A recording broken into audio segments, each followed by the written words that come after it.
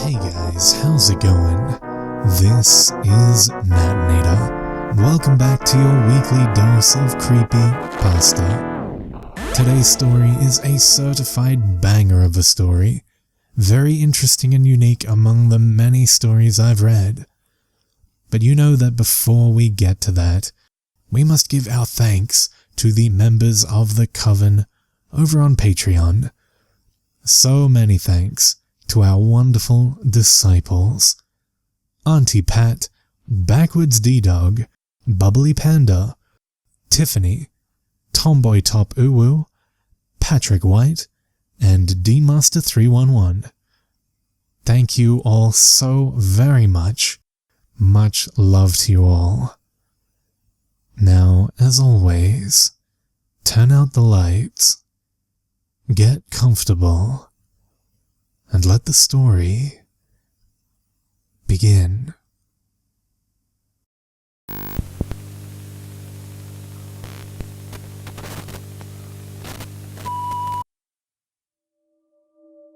I have a friend, Tomas, who works as a freelance artist, creating booths and installations for event shows. He's quite talented at designing interactive presentations for companies to showcase their products. The last time we got together, he told me that he had signed on to be part of something big that he wasn't allowed to talk about due to an NDA. Then this past week, he included me as blind carbon copy in the following email. As soon as I finished reading it, I gave Tomas a ring, but the call went straight to voicemail. I drove over to see him, but when I buzzed his apartment, there was no response. His truck is in the parking lot, so at this point, I can't tell if he's just not answering or if he's not there. I know I don't have to wait to file a missing persons report, but I'm gonna give him a day to call me back, and then I'm taking this to the police.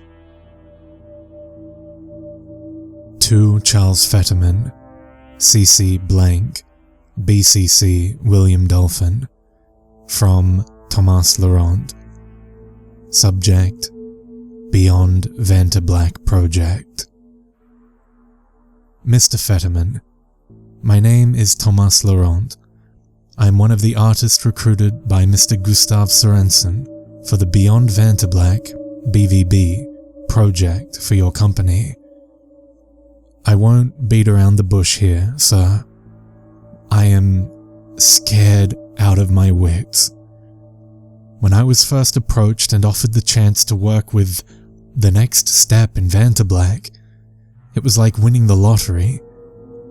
Vantablack's nearly 100% absorption is a fantastic achievement.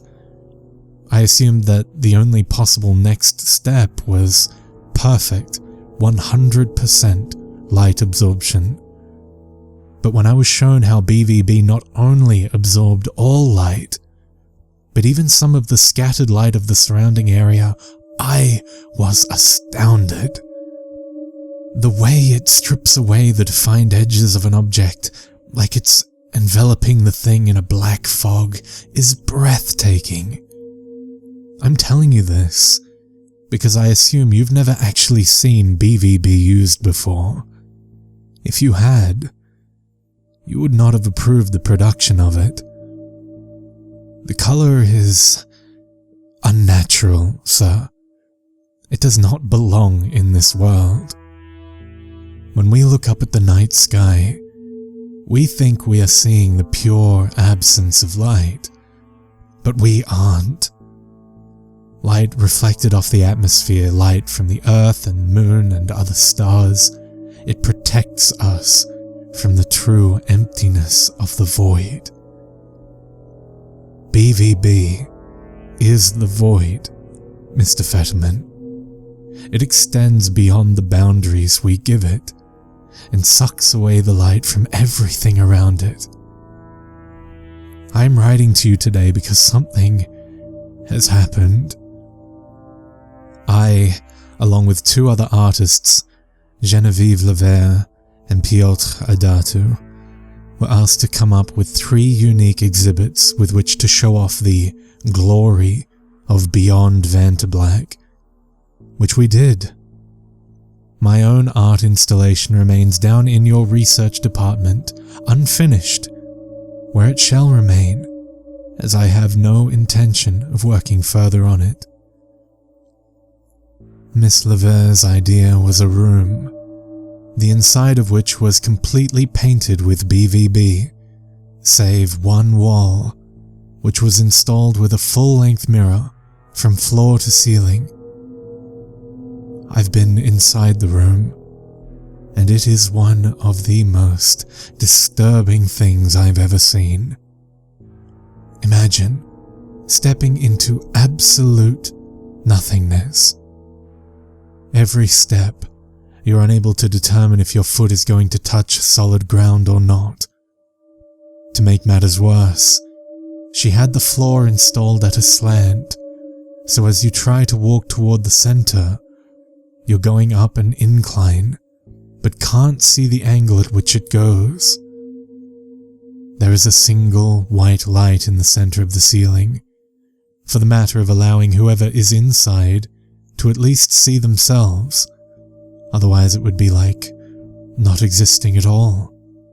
Just pure blackness. Because of the unique properties of BVB though, you cannot actually see the light in the ceiling, even when staring directly at it.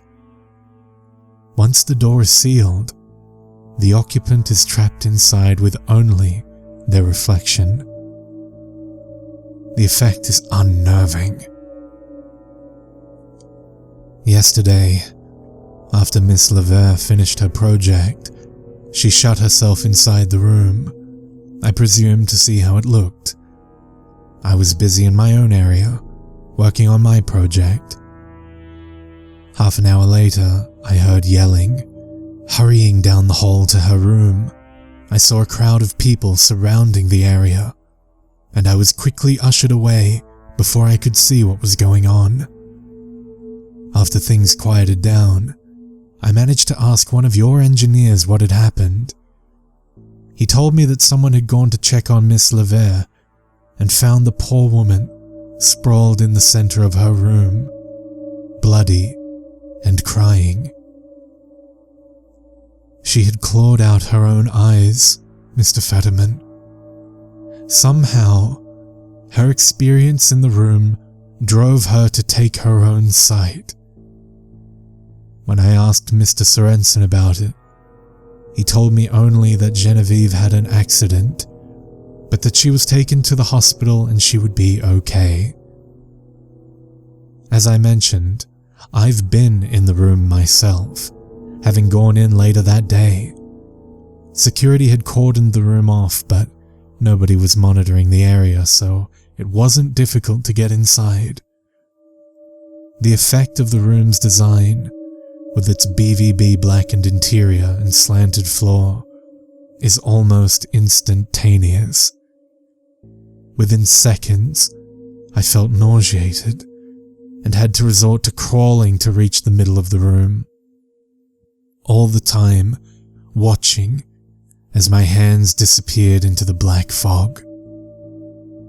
As I went, my need for visual stimuli forced me to keep my eyes on the mirror across the room. In it, I started to see things that couldn't possibly exist. First, the air seemed to fill with swirling tendrils of color, followed by sparks of light, like the flash bulb of a camera, floating and ghastly. Disembodied eyes watching me. Worst of all, though, was my reflection looking back at me. I don't know how. Maybe the floor was curved toward the mirror wall, or the lack of defined space messed with my sense of direction.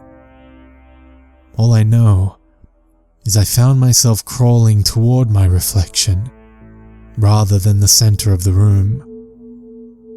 Or worse, my reflection was crawling toward me, staring at me, watching watching me approach, me watching it approach.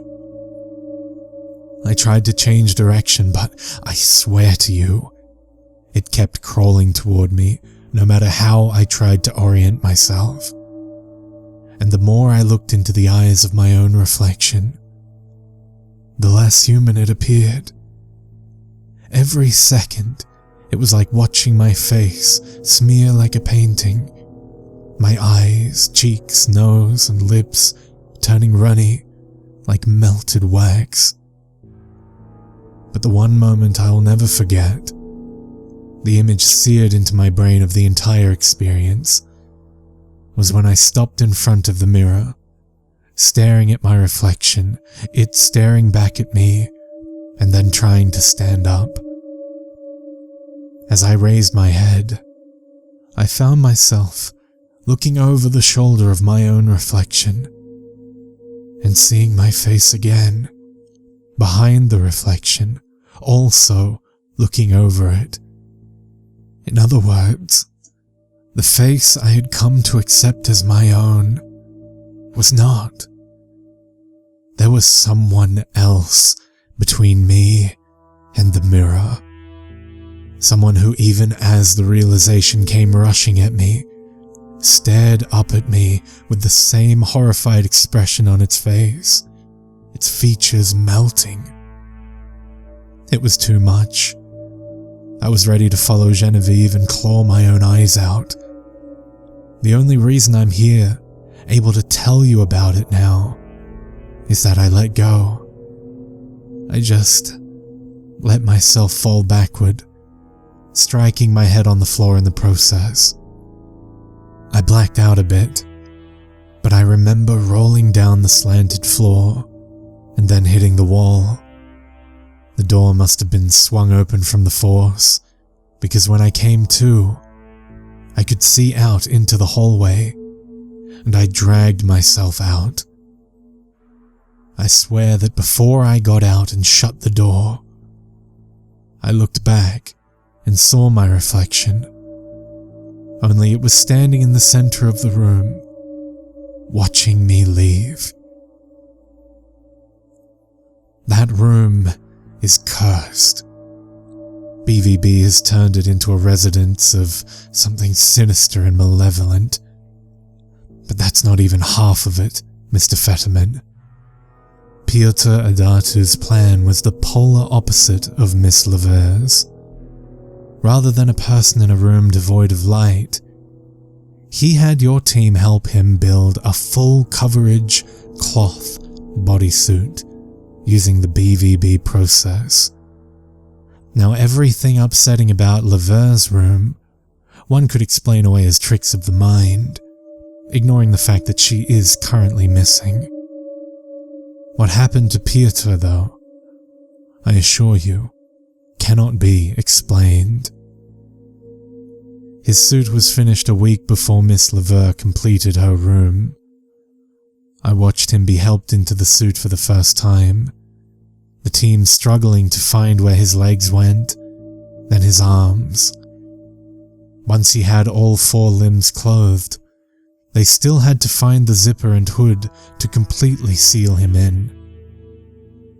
Upon donning the full body suit of BVB, the effect was truly astounding. Piotr became a foggy black silhouette. You couldn't tell if you were looking directly at him. He had his workroom installed with almost 24 large flood lamps, drowning out every angle with harsh lighting, and still the suit cast a shadow. Nobody else in the room had a shadow, but Piotr in his suit did. Even more amazing, when he moved, he left a trail of blackness, a sort of afterimage of where he had been. I've never seen anything like it. He put the BVB suit on for short intervals every day, increasing the length he spent inside each time. He told me he enjoyed the way it unnerved the people around him. I asked him what it was like inside, and he remarked, I can see inside you. I can see your bones." I'm not sure if he was joking or not. Piotr spent every work day setting up and taking photos of himself against various backdrops to see how the BVB of the suit affected the pictures. There was one I saw of him standing in a glass box filled with water.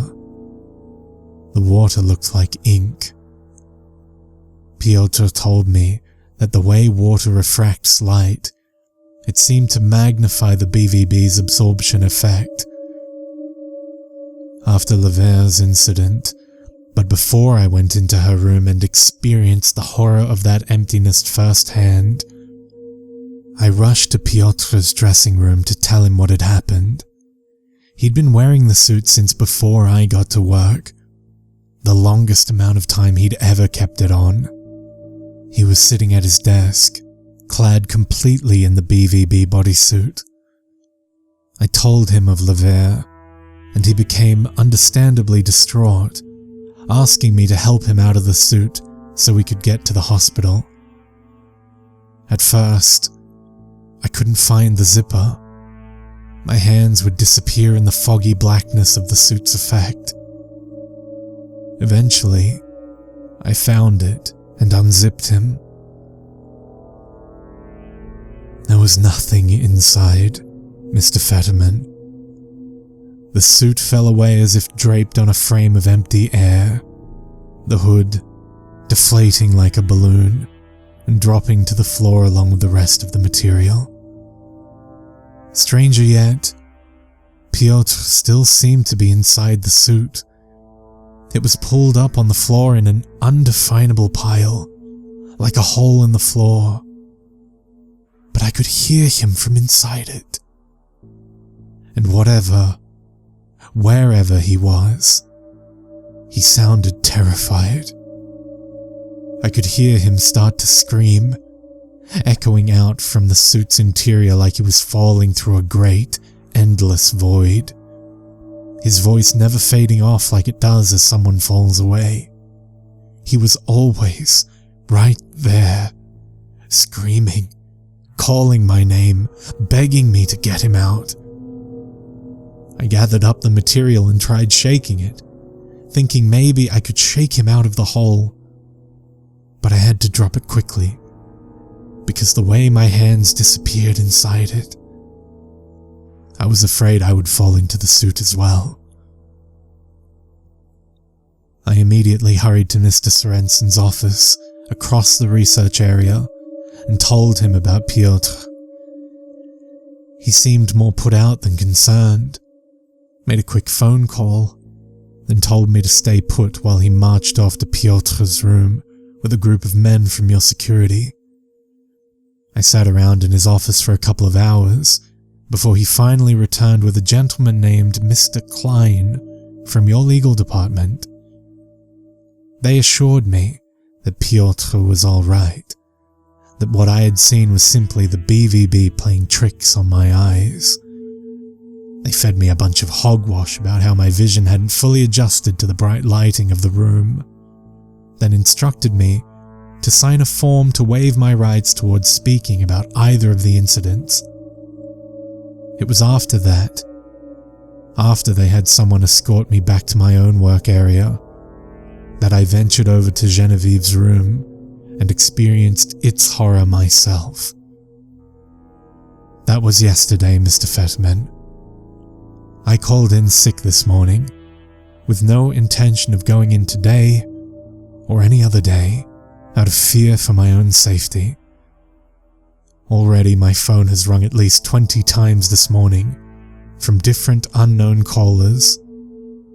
Mr. Sorensen tried to reach me half an hour ago, and left me a cryptic voicemail saying, "I hope that we don't have to initiate a breach of contract clause. I've looked over my contract with your company, Demtronic, but I still have no idea what he meant by that. It sounds like a threat." There is something evil in Beyond Vantablack, Mr. Fetterman. Something Mr. Sorensen does not want people to know about. Miss Levere is missing. Mr. Adatu is missing. I'm afraid that I may go missing as well. I hope that I'm not making a grave mistake by trusting you with this information. Please contact me via this email or the number provided below. Sincerely, Thomas Laurent, Artist for Hire.